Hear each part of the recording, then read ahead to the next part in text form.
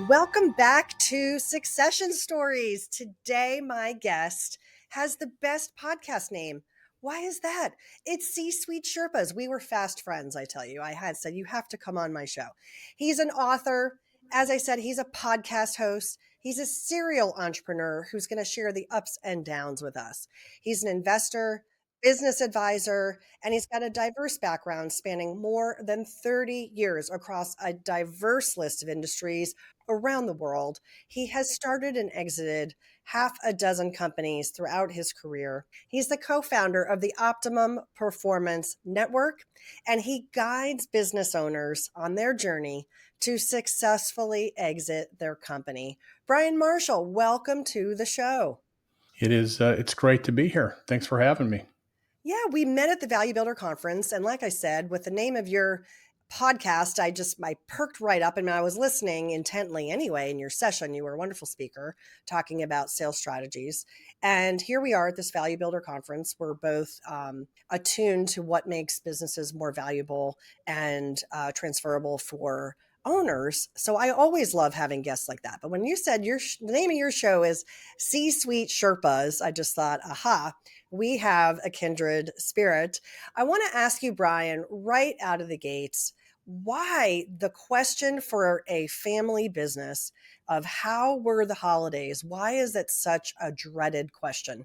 No, that's a great question, and it's one that a lot of people shy away from. That just to give some context, I work a lot with family-owned, closely held, privately held businesses, especially multi-generational businesses, and having worked with dozens at least in the past 20 years.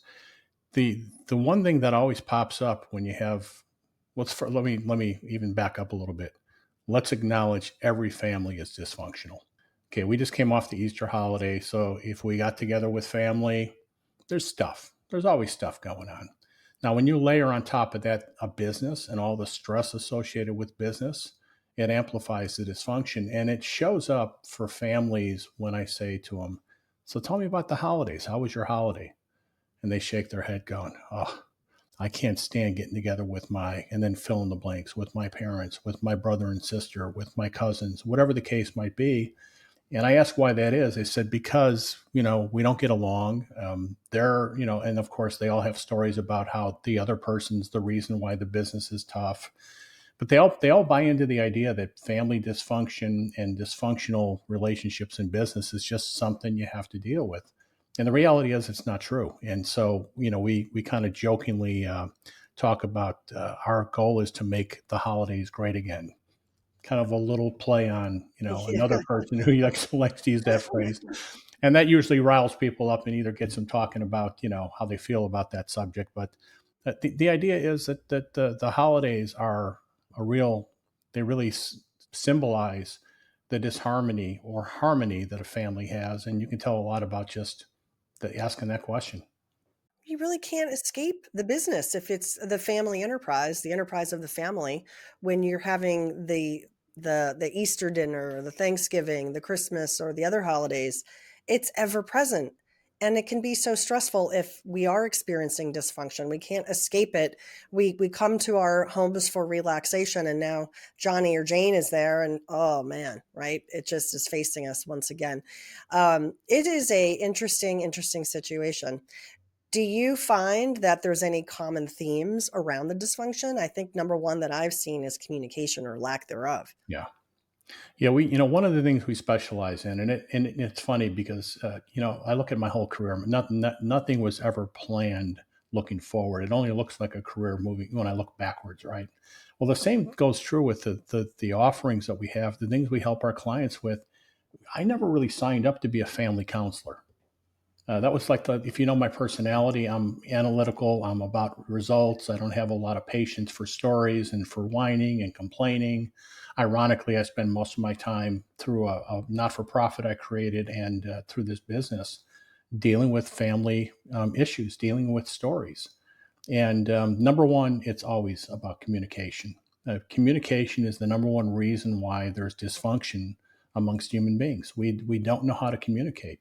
Matter of fact, we're not equipped to have very difficult conversations, especially at a time when the difficult conversations are required, because there's usually a lot of emotion associated with those conversations. And people get very emotional and they start to talk about judgments and assumptions as opposed to facts and data. So, the whole idea around dysfunction is starts with relationships and it starts with communication. The other part is that everyone has, I always say there's three roles in every story, right? Everyone has a story. Oh, my sister really makes me angry. And this is a real life story of a client that two brothers and a sister. A sister is the oldest, and the younger brother said, "My sister really, ticks me off." I'm like, "Really? She sounds very powerful. Tell me about what other emotions she controls in your life." And he's like, "What?" I said, "Well, your sister makes you angry." I said, "That's amazing. Why do you let that happen?" And it was interesting because I ultimately said, "So why do you choose to be angry when your sister acts like your sister?" And he stopped and he said, "I never realized it was a choice." I said, "Oh yeah." I said, everything you do in your life is a decision, and every decision has consequences. There's the intended, and then there's the unintended consequence. And the unintended consequence in that case is you get angry. What if you chose not to get angry? And it's interesting how that phrase, that discussion just changed the dynamic between a brother and sister. And he realized, yeah, my sister does this all the time. Why am I surprised when she says what she says? And why does it make me so angry? The corollary to that is that every time somebody gets upset about something someone does or says, it's because it reminds that person of a part of themselves that they don't like. And it turns out that was true about this brother. The sister would say things like, everybody does this. She would use absolutes, and he hated that. And it was because when he was younger, he used to do the same thing, and somebody shamed him over that. And so he was feeling wounded. And then he'd see the sister do that, the older sister, and it was a chance for him to judge her and feel a little bit better about himself. And so stories, there's three roles that everyone plays: villain, victim, hero, and most people play the victim in most of their stories. And so helping them step into that hero role and step out of the victim role is really powerful. Yeah, you said you're not a psychologist, but that's a very interesting concept. How do we break through on some of these barriers that we set up for ourselves? I was going to guess he was a younger brother. It sounds like a younger brother syndrome or younger sibling syndrome. Yeah, yeah, And so I presume that things got a little more patched over, but it still takes more work. That's sounds like a good day one of how is it going to be different. So that's really, really powerful. yeah, Um, when we talked off air, Brian, we talked about the different businesses that you had. And I say this with great admiration. You told me that you screwed up a bunch. And I wanted to talk a bit about that. If you're open to sharing, what were some of the experiences you had as an entrepreneur? Take me through that early journey of yours. yeah. Yeah. I've always said that, my greatest attribute is having a high tolerance for pain, coupled with a learning disability, because they seem to do the same things over and over and expect different results. And that's actually pretty much what I see with every entrepreneur. We're very optimistic. We see the possibilities. But for me, it's my journey started. I got to update my bio because I've been doing this for 40 years now. I started my first business when I was 20, and and I sold that business when I was 25 for, you got to understand, I came from a blue collar family. My dad made $40,000 a year. He worked in a factory, did a job that he hated. He did it every day, never missed a day's work. He did it because he loved his family. And that's what, men in my life did. You work hard. And I had the blessing of being able to sell a business for seven figures. And I thought I was the richest man in the world. And I had all these stories about I'll never have to work again. Well, yeah, I sold it for just over $1 million, and by the time I paid the taxes, I had enough to take about 6 months off. And during that 6 months, all I did was worry about what am I going to do next. And I realized that okay, so that wasn't quite what I thought it would be. But then I found out the business was worth four times that because I didn't understand valuation. I didn't understand how businesses were valued and how buyers look at businesses. And I went from being excited to being really upset that I at first, I got taken advantage of, right? That was my victim story. And then I realized nobody took advantage of me. I allowed that to happen. So from that point on, I was bound and determined to understand this buyer's math thing that someone told me about. which ultimately led me into to what I do now. But so that was just one example. Now that might not sound like a failure to some people, but to me that was a failure because I failed. I screwed up. I completely could have avoided that. Now I've gone on. I had a couple of successful exits, home runs, if you will. But I also had a massive failure in 2008, where I took everything I had, put it into real estate, and tripled, what I had in terms of money at that point. And it's at the top of the world. And then the 2008 great financial crisis happened, and I ended up losing everything. And I lost everything, not because I didn't see it coming. I actually saw it coming. I saw one of the possibilities is we could see a complete failure of the financial markets, and I didn't manage my risk properly. I told myself that it's like when my daughter started driving. She said, "Dad, before I get into an accident, I'll put my seatbelt on." I'm like, that doesn't work that way. And it's kind of like before I go out of business, I'll figure out how to save it by doing something heroic. And it just it happened so slowly over the course of a couple of years that I ended up having to, because I personally guaranteed all the loans, I had to file personal bankruptcy on top of business bankruptcy. And I had stories about anybody that filed bankruptcy, was a loser. And I had become a loser. And it was the hardest time for me, 2008, 2009, because I realized that who would ever listen to anything I had to say after I failed miserably, and carried around a lot of shame and a lot of guilt. And I've never, I empathize with people who suffer from depression, or any mental illness or disability. And I think I actually suffered from depression at that time because I didn't want to get out of bed. I didn't want, I just felt like, what's the reason? And then one day I had a meeting, and I'll never forget this. I had a meeting with someone because I was a pioneer. I went first. I went bankrupt before everyone else did. I actually started going bankrupt in 2007, and before anyone knew there was a financial crisis. And a guy who's become a very good friend of mine met with me, and I'll never forget this. We met at an Olive Garden in Illinois, and he told me he goes, "I'm really embarrassed, but I'm losing everything." I said, "Well, let me tell you what I've been through." And I shared my story, and for the first time I shared it, and it changed everything because at that moment he said to me, he goes, "You're the first person I feel like you get me, like what I'm going through." And I realized that that failure became one of my greatest assets, one of my greatest attributes, the ability to share that, because I learned so much from that failure of all the things I would have done differently. And by helping others, not make those same mistakes, it actually gave meaning to my failure. It actually gave purpose to my failure. And so I jokingly say I've probably made more mistakes than most people I ever know. And the best way to learn is through failure, but the cheapest way to learn is through other people's failure. So I want to be the other person who can share, what I did and how I did it and what not to do, and to help others learn from my lessons without having to pay the price that I paid. Wow, what a story. Yeah, it's amazing what we can learn from our failures. I mean, the failures sounds like a strong word. I know you're using it in the context of learning. So it in that respect it was a win. It led you to a new part of your career.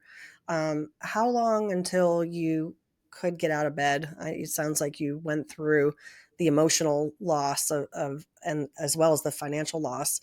And ultimately, Brian, what did pull you out of bed?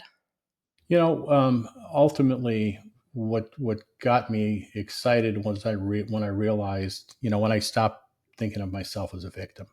And I can speak as a man. I don't know if it's true for women as they lead their families, but I do a lot of work with men, and my identity was my business. Even before the business failed, I actually, a quick segue.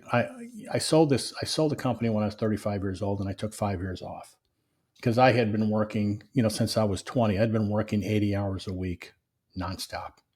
Missed a lot of stuff with my kids. My wife stayed home. She took care, raised the kids. We've got amazing children.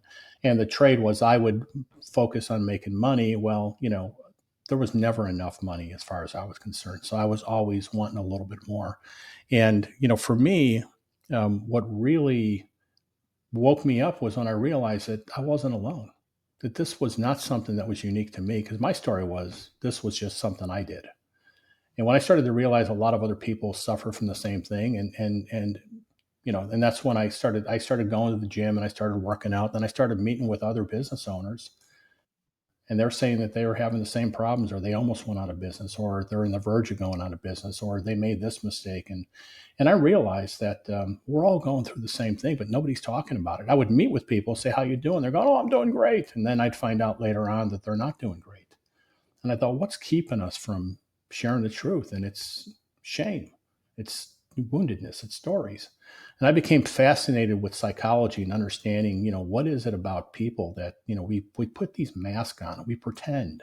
Because that was the other thing. I was dying on the inside, but I was pretending like everything was great. And I felt so disingenuous. I felt so out of alignment. And I had so much stress in my life. And people said I hid it well, except for my wife and my kids. They knew that I was, dying on the inside. They weren't surprised when I told them, that I was losing all of our stuff. And I think going through that journey and sharing it with my family and having my kids, my wife tell me, don't ever hide this stuff again, because I was trying to protect them. And realizing that what I thought was the worst case scenario really wasn't the worst case scenario. It really wasn't as bad as I thought, and I actually learned a lot from it. But it's when I started to have the courage to share this, and I saw the reaction, as opposed to people going, "Oh, I don't want to have anything to do with you. You're a failure." It actually caused people to draw closer to me, and I developed some amazing relationships with people by sharing the truth. And I realized that in our society that we hold leaders up on a pedestal of perfection, and the reality is, we're all broken men and women leading other broken men and women. So embrace the brokenness. And from that place of brokenness, you can lead.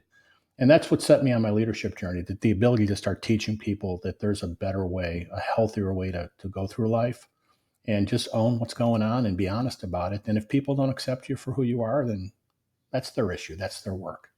So I think I just had to forgive myself first, and accept that failure wasn't, like you said, it wasn't failure. It was a lesson, and it's only failure if you quit. Yeah, it's only a failure if you quit. One of the notions is holding on too long. I see this for age and life stage. It could be people in their 80s holding on. They're never going to let go. We all have stories about that. It could be a wonderful upside ride, and knowing when to let go for the buyer to benefit from the growth is another timing challenge. Your timing challenge, as you described it, was you saw the writing on the wall, but it was the train was moving, right? And you couldn't change course. As you think about that and that issue for business owners, how do you coach them to know when the time is right? Yeah, a couple things. One is surround yourself with people that care enough about you to tell you the truth. That's the first thing. We end up, my biggest challenge when I was operating my own businesses was that I realized that people never disagreed with me. They didn't argue with me. They didn't get involved with any kind of conflict with me. Because I needed to be right, and I was really good at debating, arguing, being right. And so as leaders, we don't make it safe, to be able to have people to tell us what we really need to hear, right? That's the first thing. Second, most people would rather give us a pass so that we give them a pass, when they are in a place where they made a mistake or they could have done better. And so I think it's the ability to open up and say, I need to know the truth, not what I want to hear. What I want to hear, I need to know what I need to hear, right? The second thing is, you got to find people that care enough to have you get upset with them, maybe even not like you for a short period of time because you told them what they needed to hear. And this idea of letting go is just driven by the ego. My story was, no one will ever outwork me. No, I don't quit. I'm not a quitter, right? I'm riding the Titanic down to the bottom of the ocean, and even when it's hitting the bottom, I'm going, I can fix this. No, I can fix this. And the reality is, it's the attributes that make entrepreneurs and leaders and entrepreneurs, it makes them that, are the very same things that keep them from ultimately being able to walk away. So many business owners they fail miserably at leaving their business. They can't let go. It's their baby. And they can't, and they have stories about, I had stories. Nobody will run it as well as I can. I can't trust anybody to care as much as I do, right? It's easier for me to just do it by myself. And all these things caused me to become the bottleneck. The very things that caused the business to thrive in the beginning were the things that held us back and ultimately caused me to fail. So letting go is egoic. It's driven by the desire to be right. I always wanted to be the hero in the story, and unfortunately, you got to own the fact that when you fail, there's nobody else to blame but yourself. Well, you said it earlier too. It's about time. Time goes by so fast. It's our biggest resource that we can't get back. And I have a concept in my head called return on time, right? We all want a high return on time.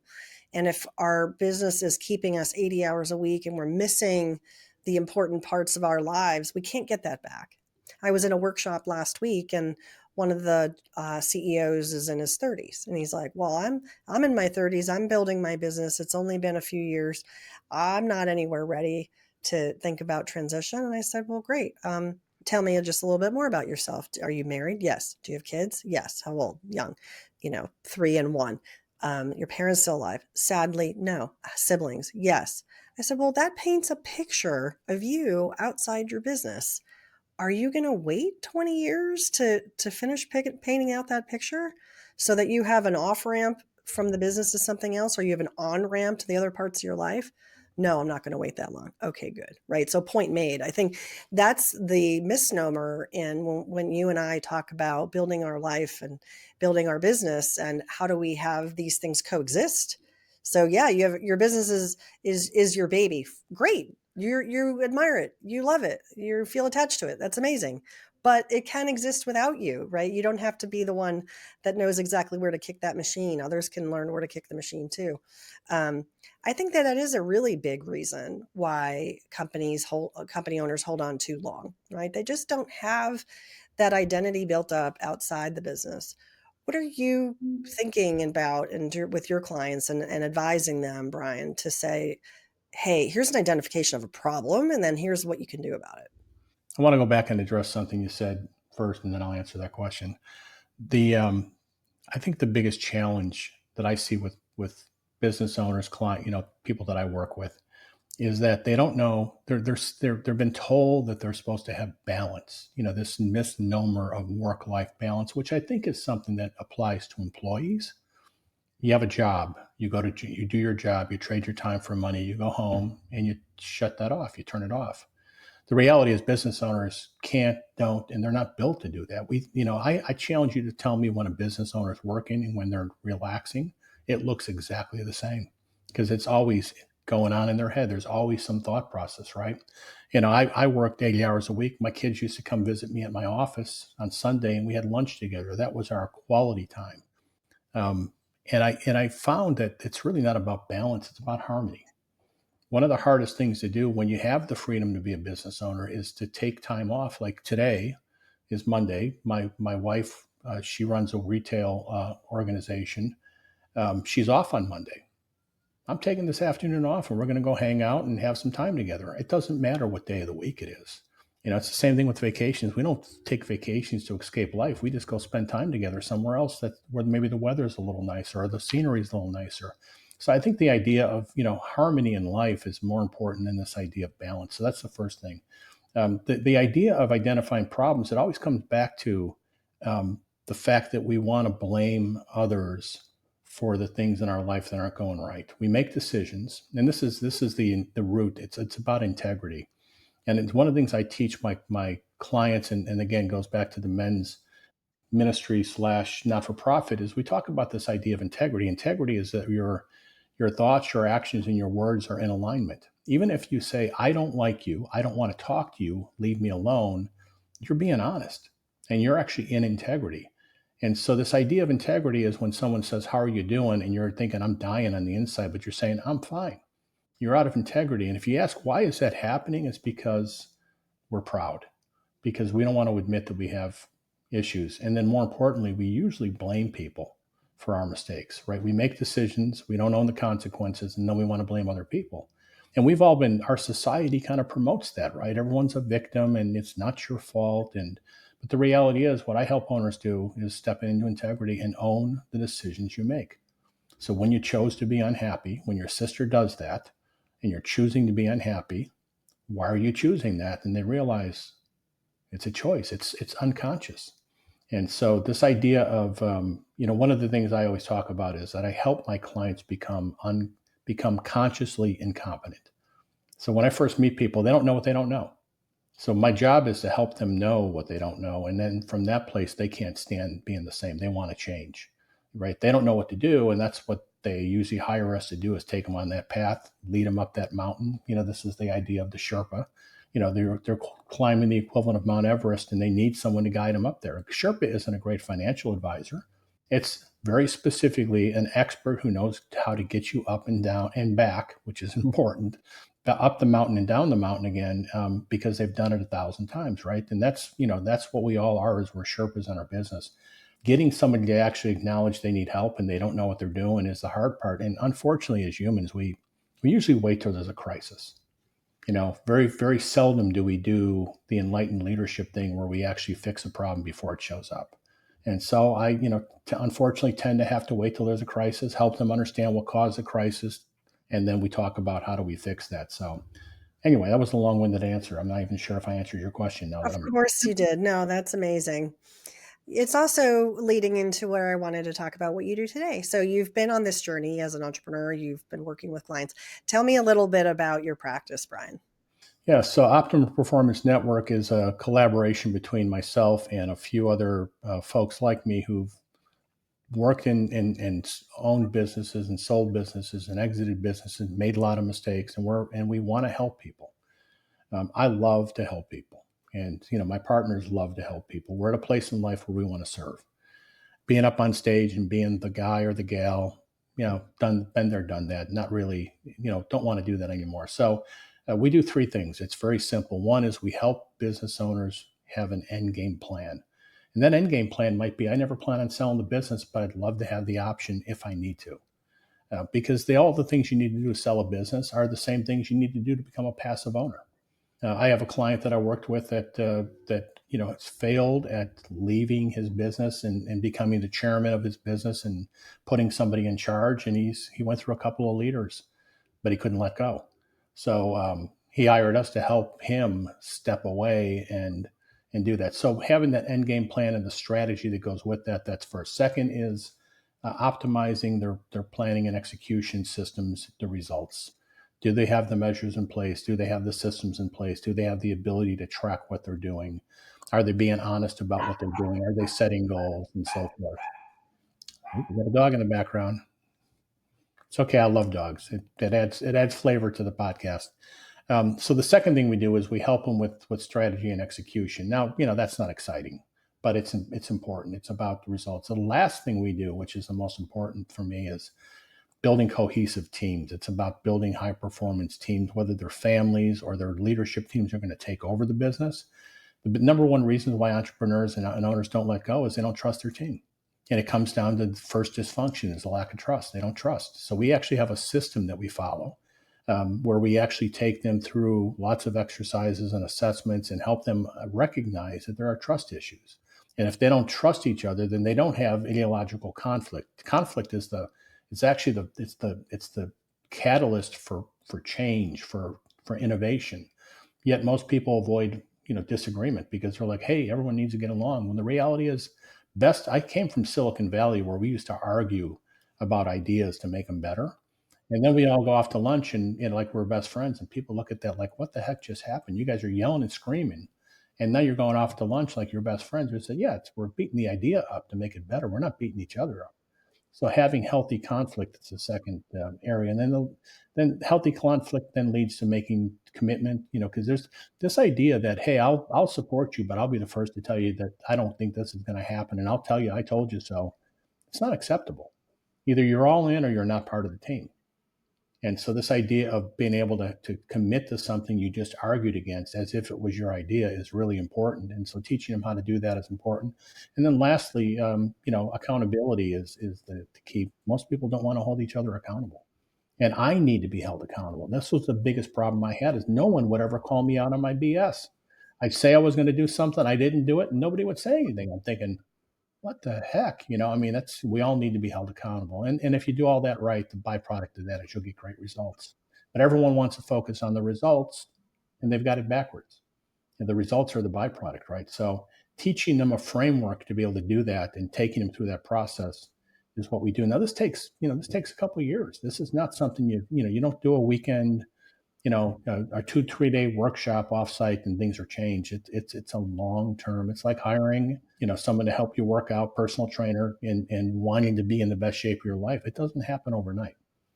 No, doesn't happen overnight. It requires a leader to actually be there first. Yeah, absolutely. Well, I love the roadmap. I think it's all super important. And obviously you and I share the ethos of you got to do the hard work. You probably get the question, gee, when should I start doing all this good work? Yeah. Well, the best time to do it is 10 years ago. Second best time to do it is now. The worst time to do it is tomorrow, right? Just get started at the end of the day. And for some of this work as leaders, I joke around with my folks that I work with in our not for profit. They say, how long do I have to work on this being a better person? I said, just for the rest of your life. You know, After that, you don't have to worry about it. If you do it Yeah. right now, you'll have the rest of you'll have eternity to be able to enjoy the benefits, right? But it's the same thing as leadership. So as long as you're leading a company, as long as you're leading a team, you have to continue to work on being vulnerable and being open for feedback and working on your empathy and your emotional intelligence and all the soft skills that leaders have a tendency to basically dismiss, because it's really, at the end of the day, it's about your ability to motivate people, to get them to all have clarity and direction and alignment so that we can all work together and create great results. Super, super important messages. Brian, it's been a pleasure to be with you today from across the country. And I look forward to continuing the conversation with you. If people want to get in touch, what's a good way for them to find you? Go out to my LinkedIn profile, Brian Marshall. I'm one of several, but I'm the guy with no hair, so easy to find. Or you can go to the optimalperformanceplatform.com, which is our website, or you can reach out to me at bmarshall@yourtgp.com. So Awesome. any of those are fine. Awesome. Well, thank you. And so thank you again for being with me today on Succession Stories, Brian. And it's just been wonderful to get to know you better. Laurie, it was a pleasure. I appreciate you having me. And so, to our listeners, thank you for joining us. Be sure to catch the full interview video on our YouTube channel, The Business Transition Sherpa. And you'll also see all of our archived shows, including our sister show, The Entrepreneur Gene. This has been another amazing episode of Succession Stories. We want you to like us, follow us, tune into the show. And thanks again for being with us. We'll see you next time.